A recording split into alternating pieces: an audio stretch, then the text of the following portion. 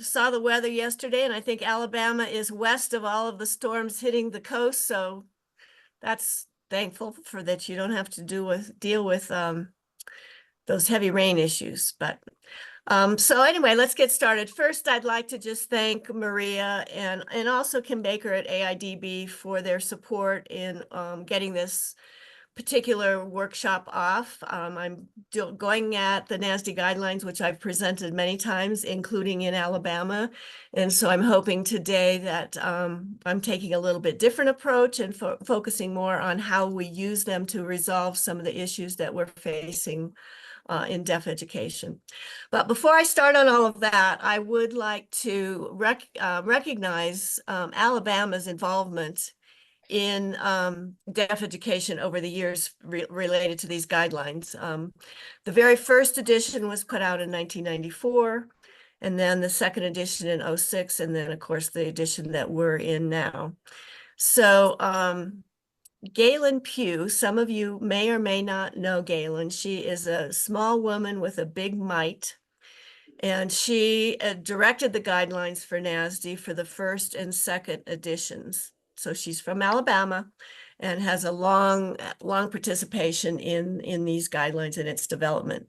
Also, Bill East, who's also from Alabama, was the director at NASDSE during both the second and third editions.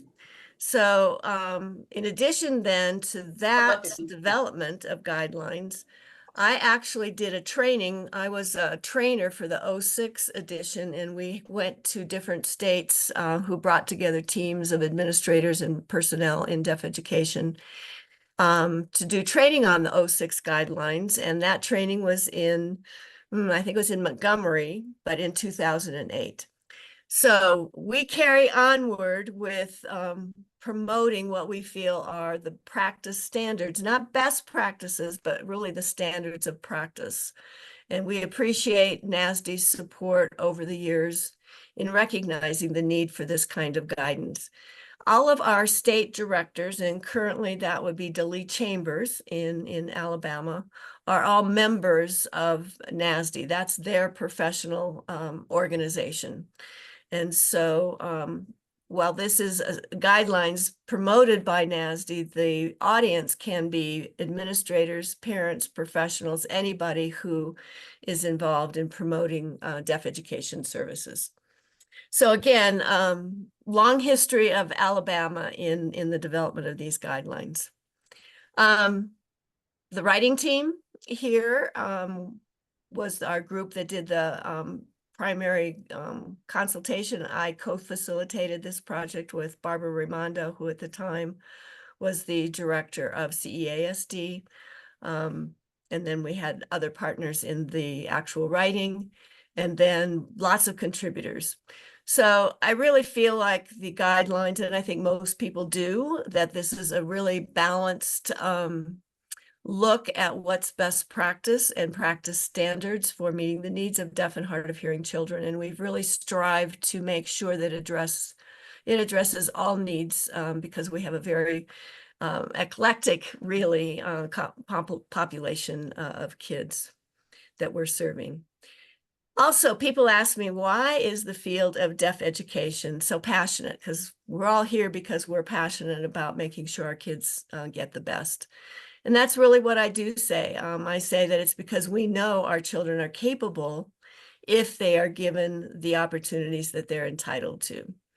So our job continues because personnel changes, education trends change, resources change, case law changes. So it's not ever a one and done kind of thing. We are ongoing in this commitment to make sure that we're giving kids what they need to meet the capabilities that they have. Again, the guidelines are endorsed by a number of agencies and entities. And with that, I will move forward with the presentation. I always start this presentation with this particular graphic because I think we forget how complex the students are that we serve.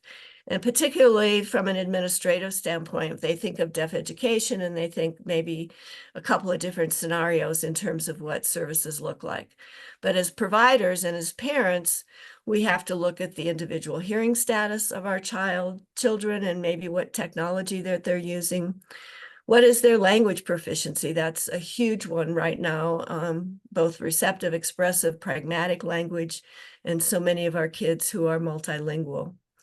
What's the communication approach that they're using, or is what they're preferring to use? What kinds of assistive technology options are available that they're using? Not only to enhance auditory access for those that are using auditory access, but also visual communication. The families of our children have different dreams, levels of knowledge, levels of perhaps acceptance. And so they all come to us with a variety of different levels of understanding. And oh my gosh, communication access. If we're looking at interpreting, we have different types of interpreting. They may be appropriate to different levels of children in terms of their age. And then also transcription. So there's a lot of different communication access tools that we have to consider for each child. And then the additional factors, we have so many children that have co-occurring disabilities, and those who are English language learners.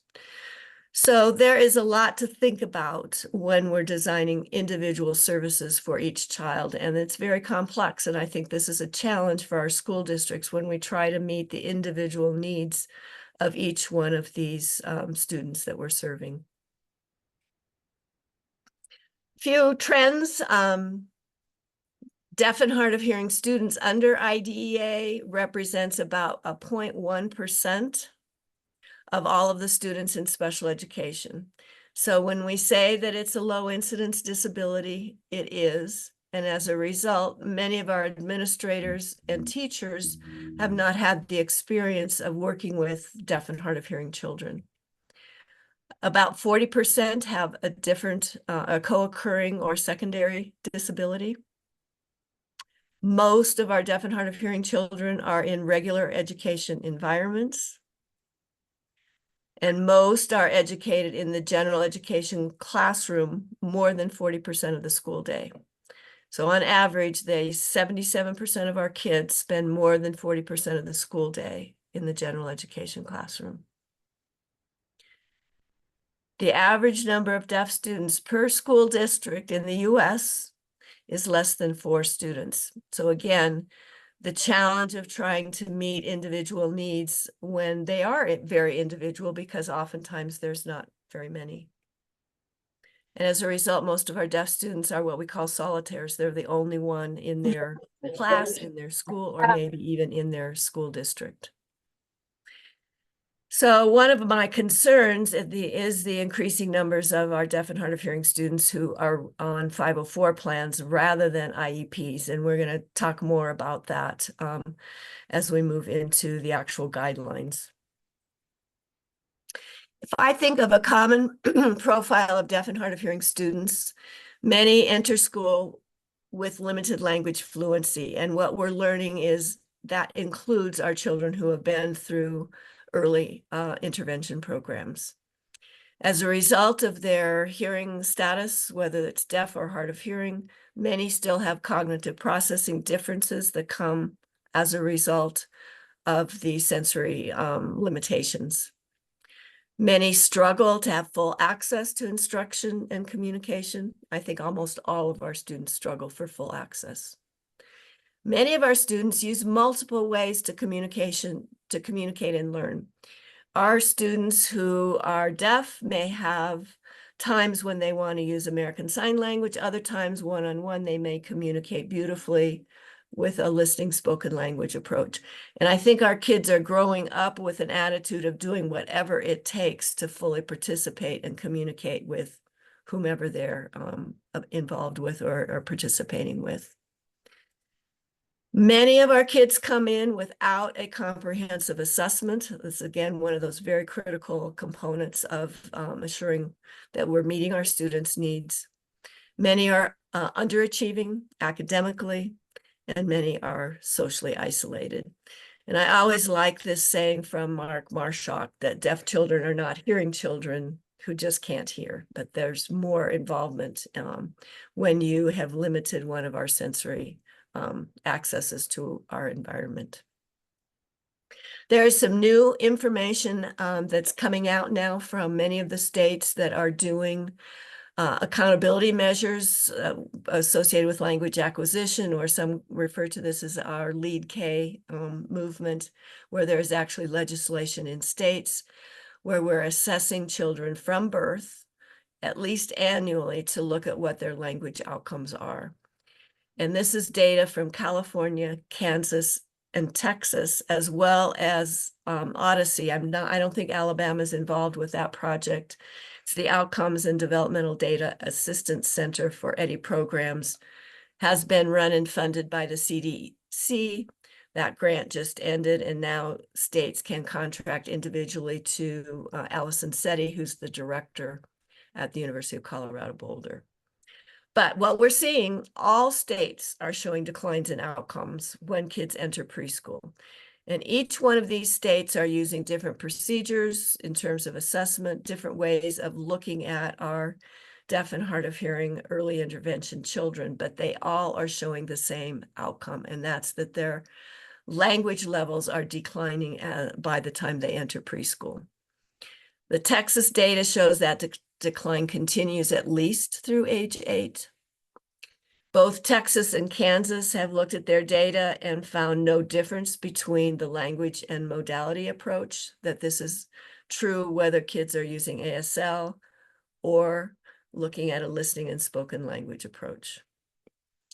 The Odyssey data, which is not state-specific but nationally, because of the work in about 17 states, I believe, that data shows that decline begins at about age 2.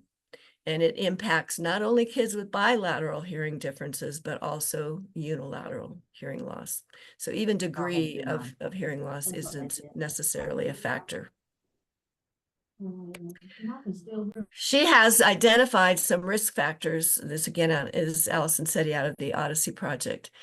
And the greatest risk are kids who are male, who have a Hispanic ethnicity, a non-white race, where there's lower levels of primary caregiver education, greater levels of hearing loss, and children who do not meet that EDI 136, and especially the 3 months receiving amplification, if that's the route that that family is choosing, and 6 months enrolled in early intervention.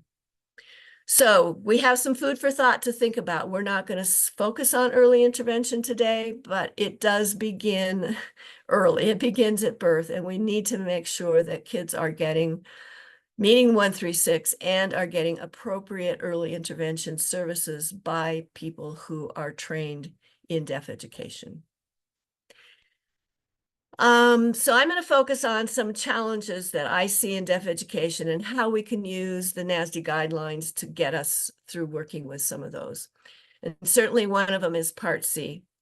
And Part C primarily because it's a non-categorical disability. So children may not be identified as deaf, hard of hearing. And because EI providers can have general early childhood experience, whatever a state decides, many times the qualifications of that provider does not include some kind of deaf education or speech language background. So again, I'm not going to talk about Part C today, but know that that's the genesis of where our issues begin if kids aren't getting appropriate services. So the next area is transition to Part B. And we'll talk a lot more about this going through the guidelines, but this includes ensuring that there is a comprehensive evaluation, that eligibility occurs, not passed on to 504, but these are children that need to be eligible for specially designed instruction for an IEP, and that eligibility must be deaf, hard of hearing. And that would be then the disability category. So those are critical parts of that transition process.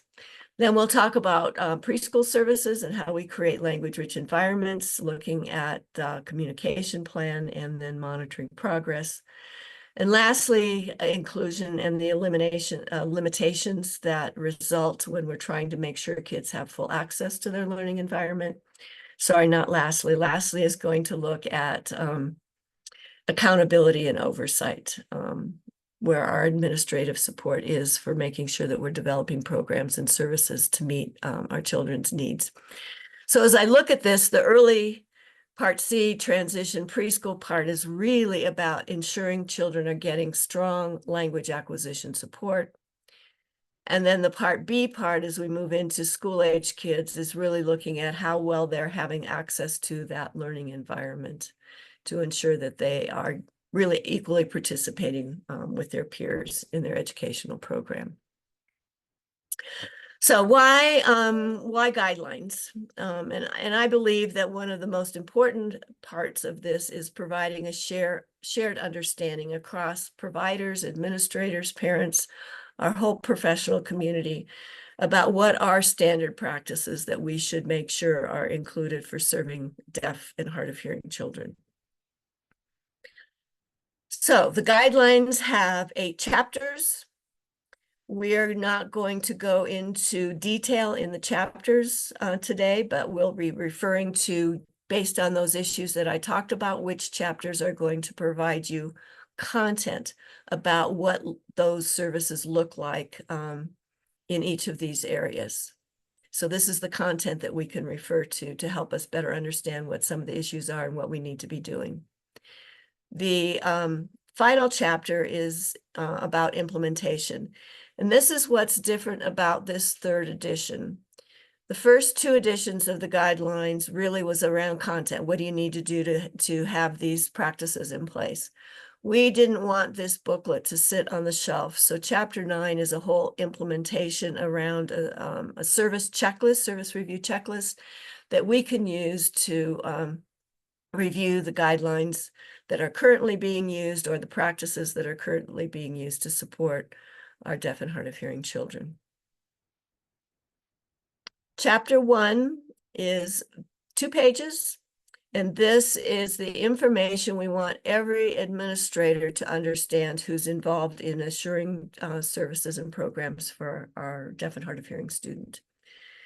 The checklist, the review checklist, is based on these 10 essential principles. So each student is unique. We have high expectations. Families are critical partners.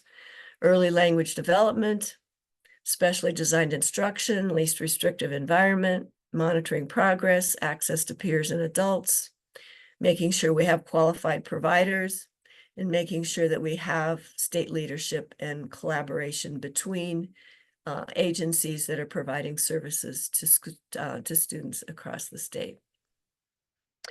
So that's those 10 essential principles. And again, this is what we hope our administrators will support when we're designing these programs. Again, that chapter 9 is a synthesis of those 10 essential practices. And we'll talk more about those as we go through some of these challenge areas in terms of how we use that checklist. I also want to point out, even though we're not focused on early intervention, but there was a recent special issue of the Journal of Deaf Studies and Deaf Education that was published, and it's open access. Anybody can get access to it, and I encourage everyone, whether you're in early intervention or not, to download and read these 9 articles. And so now we have family-centered early intervention practices, just like we have our practices for school-age children.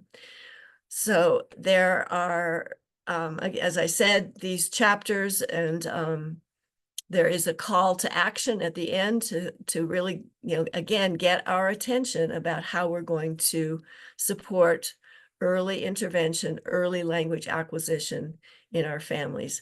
How do we help families understand and create a language-rich environment in the home? And what does that look like? So again, I'm not going to go through these, but I want to point them out. I happen to work in the University of Arizona's Deaf Education Master's Degree program, and we're doing an early intervention focus.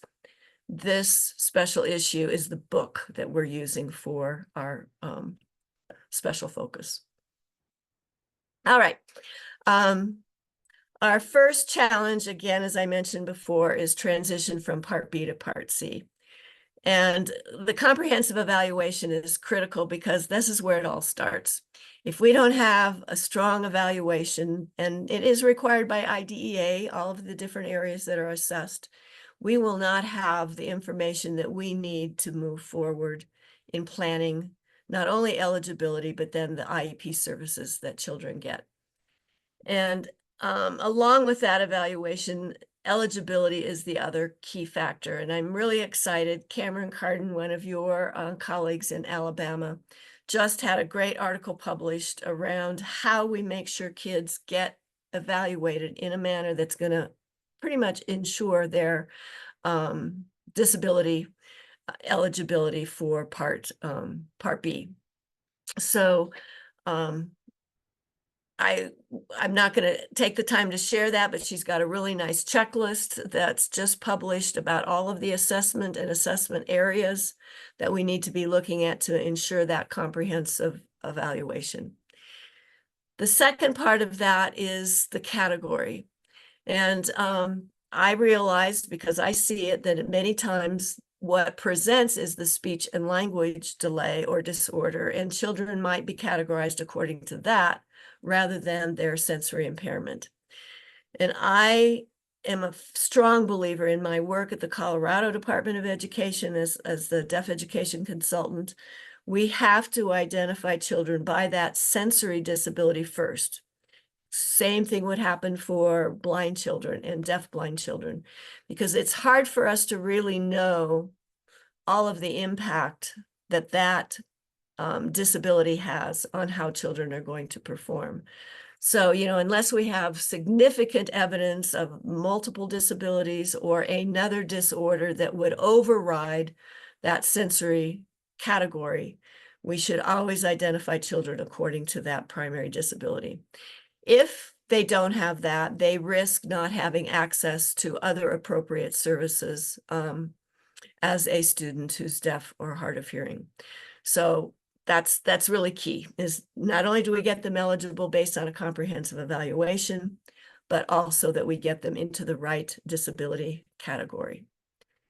To get a comprehensive evaluation, we need to have that multidisciplinary team so that all aspects of that child are recognized. So the teacher of the deaf, speech language pathologist, educational audiologist, and any other members that would provide information relative to that evaluation. And then all of that information is what's going to help us make sure that we are identifying and meeting the unique needs of each child. So our goal here is to make sure that our deaf and hard of hearing children are not only eligible, but we continue the services based on those unique needs. In terms of recommended practices, Chapter 3 and Chapter 4 in the guidelines will give you lots of information about early identification and this whole transition process as they have their evaluation and look at eligibility. In the checklist assessment, we have two areas. We would want to consider the unique needs of each student and their language and communication access. And we'll talk a little bit more about that in a minute, but I want to recognize some of these resources that are available to help us. One is that eligibility checklist for preschool children. And yes, it is designed primarily for children using listening and spoken language, but it can easily be adapted for children who may be using ASL as well. Hands and Voices has a nice transition to preschool document. And the Colorado chapter of Hands and Voices has a document called Bridge to Preschool, which also provides a lot of support around this whole transition process. So again, I want to connect that comprehensive evaluation to this eligibility checklist that Cameron has developed and just published. So we mentioned the content, chapter 4, the evaluation and eligibility chapter, again, talks about that thorough assessment. It talks about never underestimating the impact of compromised hearing ability. So whether it's a mild loss, a unilateral loss, as we're seeing the data showing us, that doesn't matter. These children are still very much at risk and often behind in their language acquisition. And again, the expertise of that multidisciplinary team. There are 3 questions in the self-assessment checklist that look at the unique needs of each student. I'm going to show them to you kind of in the format here, just to illustrate for you the checklist. So there are 3 indicators. The first one is the impact on language learning and social emotional and or communication access of each child's hearing status considered. And again, regardless of hearing level, whether co-occurring disabilities are present, whether they use sign language. For that indicator, then we would note, are we as a team meeting that practice, or is there a gap? And if we're meeting the practice or there is a gap, we want to identify how we're meeting it or what those gaps might be. The second indicator are the cultural values and goals of the student and his or her family represented and integrated in the services and programs that are determined. And again, are we meeting the practice or is there a gap? And the third indicator are educational services available to students who are deaf or hard of hearing to support both individual language and communication needs, as well as to address unique ways that that particular student learns or different students learn. So just a quick picture of what the checklist looks like and how we would use that. The other area that is important for this transition is looking at language and communication access. There are a lot of questions in this particular part of the checklist, so I'm not going to go into that.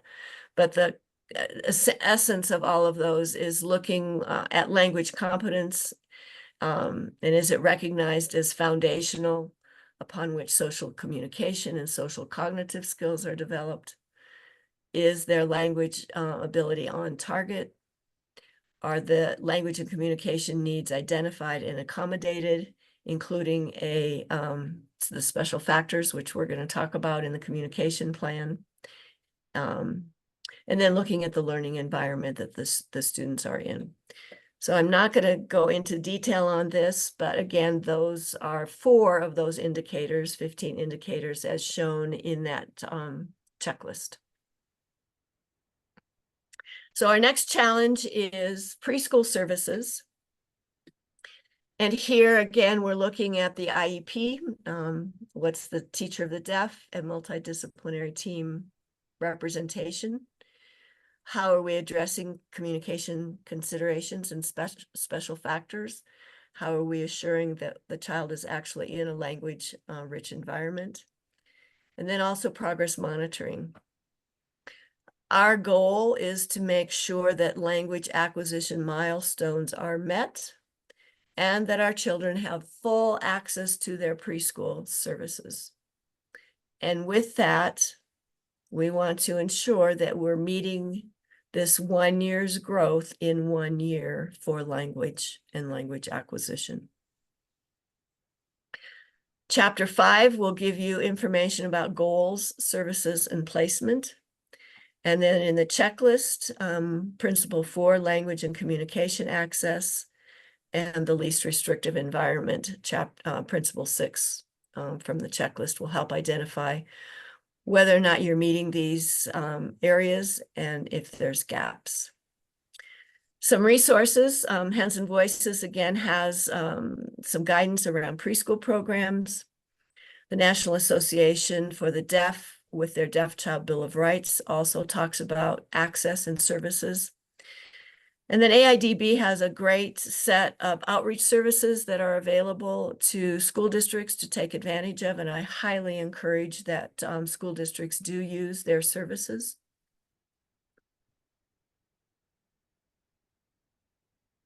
This is Chapter 5, Goals, Services, and Placement. So just a little bit about the content. expanded core curriculum I'll talk about here in just a moment. I'm not going to take time to read what's here, but it's just, again, a synopsis of the content. The least restrictive environment checklist has 6 areas that you're looking at. Again, are decision makers aware of the unique language, communication, academic, and social needs of deaf and hard of hearing students? Are they aware of all the educational placement options in the state?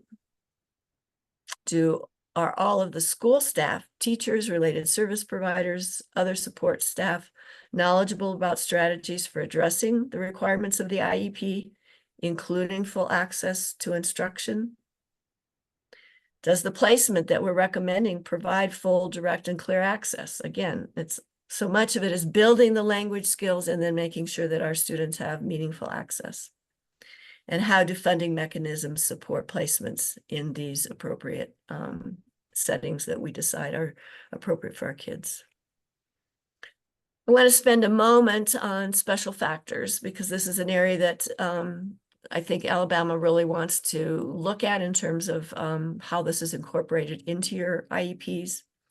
If you're not familiar with this part of IDEA, we have special factors for children with behavior problems, with limited language proficiency, blindness or visual impairment, and then the communication needs and deafness for deaf, hard of hearing children. And it requires that we look at the language and communication needs of each child. We have to look at opportunities for direct communication with peers and professional personnel in the child's language and communication mode. We have to look at how children are meeting their academic performance standards. We have to look at a full range of needs that include opportunities for direct instruction in the child's language and communication mode. And then finally, what's their need for assistive technology and assistive technology services. So through Hands and Voices, Alabama does have a recommended communication plan. And they also have a whole list of actions regarding how to implement this communication plan. And there you have the link. Looking at special factors in the communication plan, on the left here, you'll see what's currently in your IEP when it looks at special factors. And so we really only see one question related to deaf and hard of hearing children, well, actually 2. Does the student have communication needs? And then 2, does the student need assistive technology devices and or services? Oops, I'm sorry. So we really need to go another step and not just say, yes, they have them, but what does that look like? And you do have a behavior plan that once you check there's a need in your IEP, as I'm understanding it, your state IEP online form, then the behavior plan automatically pops up and is there to be completed by the team. And I think the hope is that we can do the same thing for the communication plan in Alabama so that it's part of the IEP and then addresses, most importantly, what are we going to do to support that child's communication needs? And again, it goes back to those special factors. All right, moving along, our next challenge is inclusion. Limited access to teachers of the deaf and particularly direct instruction from teachers of the deaf. I don't know the data in Alabama specifically, but in my work around the US, so many teachers of the deaf are now functioning in a consultative mode, and they are oversight for the regular classroom teachers who are providing direct instruction. And I'm going to come back to this in a minute because this is one of the issues that drives me crazy, is that we're not using the expertise of our teachers of the deaf sufficiently. We have a challenge with kids whose language levels are more than 2 years behind the grade level that they're receiving services in. We often place children in regular education classrooms because that is the only option.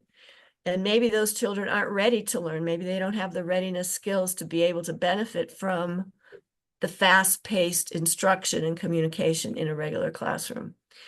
Maybe an interpreter is recommended, but yet they don't have the ability yet because of their age and development to even effectively use an interpreter. And certainly the same would be for captioning. So we have to make sure we're setting our kids up to be successful by making sure they're ready to be successful in the environment and class placements that we're making. Making sure the LRE is huge, making sure that the language environment is structured to provide full language and communication access. This whole concept of critical mass with so many children being in inclusive classrooms has sort of been forgotten, but that critical mass provides access to a lot of other kids and adults who are using similar language and communication as they are. There's some real issues that I think we still need to look at related to critical mass and how we might achieve that. Using research-based methods and materials specifically for deaf and hard of hearing students, again, getting to that specially designed instruction. And then for children that are transitioning, making sure that those transition services are relevant for our deaf and hard of hearing students. My goals for inclusion would be that we continue to achieve a year's growth in 1 year for our typically developing students, and that we are focusing on social emotional wellness. In terms of recommended practices, chapters 5, 6, and 7, focus on that. And then from our checklist, principles 2, 5, 6, and 8 are looking at services related to receiving services in that least restrictive environment. And again, I want to mention AIDB's outreach services as a resource. They provide observation, consultation, evaluation, professional development, and they also run the Alabama Deafblind Project. To step back to least restrictive environment, this is one of those issues that I think is a barrier to our children when they're in inclusive classrooms. So characteristics of that might be use of developmentally appropriate language models by the teacher, multiple ways of using language to support children's preferences and situational needs, making sure they have access to peers and adults that are using their same language modality, embedding language in daily experiences and routines, and including visual literacy strategies for all children in a classroom. And then that benefits our deaf and other multilingual learners. Consideration of critical mass, can we collaborate with neighboring school districts? So not only can we maximize access to our teachers of the deaf and related service providers, but now we build a bigger critical mass to support our children. In early childhood, this is a neat little checklist, language-rich environment inventory. It was not designed for children with disabilities. It's on the Virtual Lab School website, and it's just general good practices for raising children, young children, to ensure that they do have a language-rich environment. I would also point you to something that I have on my website, the Placement and Readiness Checklist. They look at how we can analyze the placement, whether it's preschool, kindergarten, elementary, or secondary, to assure that the classroom is appropriate.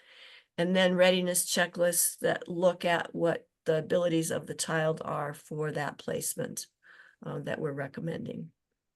And I realize I'm running out of time a little bit, so I'm going to pass over some things and not go into as much detail, but you have a handout on the essential principles, and you have these slides. So if there's an area that you want to go back to and review, please do so. So again, chapter 6 deals with environmental access and accommodations, and chapter 7 deals with post-secondary transition. So there's great content in these 2 chapters to help guide the practices that you're doing with your child, with your students. I want to spend just a minute on what the deaf education teacher or other specialist contributes around making sure we do have a language-rich environment and delivering that specially designed instruction. So these are all areas that can be part of that specially designed instruction. And as part of that, we have something called the expanded core curriculum that's designed specifically for content in these areas. As we're looking at not just academics, sometimes the classroom teacher may be able to structure academic learning sufficiently that our children are doing well, especially math, science, and some of the other areas outside of basic language acquisition. But there are so many other areas of this expanded core curriculum that need to be focused on, and these areas all can be provided through specially designed instruction. So even if the teacher is not delivering some of the primary day-to-day academic instruction, these are many other areas that should be considered. All right, the last area is accountability. And so our issues here, I believe, relate to administrators really not having a full understanding of the issues in deaf education. And so oftentimes that leads to insufficient oversight and accountability. And we hope that these guidelines will help provide better standards to illuminate some of those issues that, again, were identified on those 10 essential principles. There's issues around the misuse of RTI and MTSS. There is guidance from OSEP that specifically addresses students with sensory impairments, and that basically that if that for deaf and hard of hearing, blind, visually impaired students, we should not use the RTI process or MTSS process to slow down that referral for evaluation for special education. So our RTI may have great practices within that model, but it can't be used to deny services to students by delaying that evaluation process.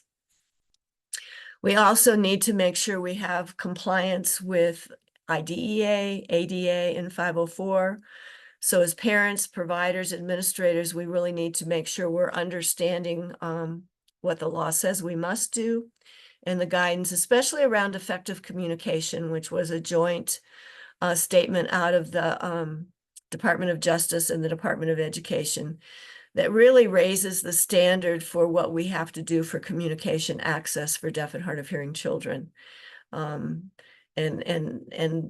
really honoring student preferences, the speed with which we implement accommodations prior to even getting an IEP in place. So if you're not familiar with that guidance out of OSEP and the Department of Justice, I really encourage you to take a look at that. And then there's external barriers. We know that we have a shortage of qualified providers, and we have many times lack of access to technology and just poor classroom learning environments. Our goals, what I would have goals for the Department of Education is that they promote statewide practices, and that these statewide practices include use of the communication plan, that sensory impairments are the primary disability, that there's a recommended student assessment protocol so that there's similar assessment occurring statewide, that the state disaggregate state assessment scores so that we can track progress towards grade level performance of deaf and hard of hearing students, that we look at sharing of our resources and teachers of the deaf between school districts to best use what we have as resources and to maybe promote more critical mass of deaf and hard of hearing students, and that we implement the NASDSE guidelines as those recommended practices in our educational programs. So again, for accountability, our recommended chapters would be Chapter 1, Chapter 2, and Chapter 8. And then in the checklists, we would look at Principle 7, Educational Progress, Oversight, and Accountability. Principle 9, Qualified Providers, and 10, State Leadership and Collaboration. So this is some of the content in chapter 2. I want to take a moment to look at chapter 8 because this is where we can look at personnel. So this chapter covers training and recruitment and retention, which is a critical issue that was actually identified in 2008. But let's look at the different types of teachers of the deaf. So we have early childhood teachers, we may have center-based programs, and certainly the School for the Deaf. We may have teachers in co-teaching situations, itinerant teachers, and teacher consultants. So it describes roles and responsibilities under each of those areas. And then we have our whole list of, sometimes department calls them SIPs, specialized instructional support personnel, but these are also our related service providers. And so if there's a need for a specialist, you can go back to those guidelines and there's a description of what that person does that contributes to the education of our deaf and hard of hearing children. Because we have so many teacher consultant roles and responsibilities, these are addressed in that personnel chapter. And so here is a list of all of the things that we expect out of that teacher consultant. And what I find is many times they pop in, make sure the hearing assistive technology systems are working, the kid's doing okay, and then they leave. And if we want our children to be successful in an inclusive setting, it's our responsibility to do everything possible to support that general education teacher, to create that language-rich environment, and to understand how children need accommodations in order to be successful. And then here's the 3 checklists for the accountability area. Again, not going to take the time to go through all of these as we wrap up. In summary, there's some what I consider to be critical questions. And these include who are the deaf and hard of hearing children in our district, in our state, whatever area is that we serve. We need to know who they are. There are children I know falling through the cracks because they're identified under a different label, disability-wise, or for whatever reason, they're not identified. And this includes all children that are on a 504 plan, in addition to IEP kids, and then perhaps those that have no plan. And again, what's their disability label, making sure that it is deaf, hard of hearing. And what are the hearing related needs that they have? Have we identified them in order to create a unique learning environment for that child? Where are they served? Is it the least restrictive environment, meaning that it is a language-rich environment? If not, what do we need to do about that? And then how are they performing in relation to their typical peers and based on their own abilities? So lots of questions here to ask relative to the assessment. Was it comprehensive? And did it include at least, is it done at least annually, not just the triennial as it's required, but there's some areas of assessment that we have to do annually and more frequently because of our progress monitoring requirements. And what do we do when we see that children aren't making the progress that we expected? Can we make adjustments to their IEP related to services and placement? How does the communication plan guide services? How's communication access provided? What are the external barriers to learning? Again, I'm not going to read this whole list, but these are things that we need to be able to respond to ensure that we are providing the full range of services that our children are entitled to. So different ways that these guidelines can be implemented. Some states have done communities of practice where they will study chapter by chapter what's in the guidelines. Other states are doing either at a state level or local level that service review checklist. States have adopted this as their practice guidelines for deaf and hard of hearing students.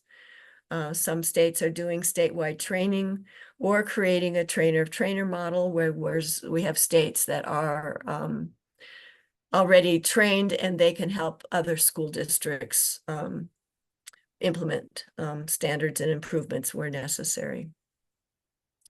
So these can be downloaded at this particular link, and then also at the NASDSE link, and then Alabama Hands and Voices, and I think there's a few other places where they might be located.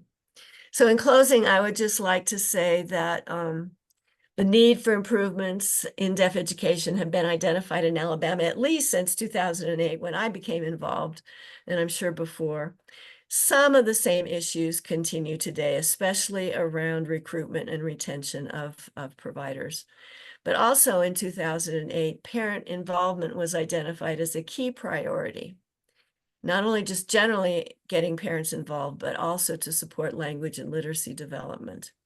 And I just want to commend Alabama Hands and Voices because you have really stepped up to the plate to support deaf education, and really as a leader in Alabama, and most recently in the Alabama Department of Ed Focus Group, which was formed to address some of the issues in deaf education through the state advisory plan, special ed advisory plan.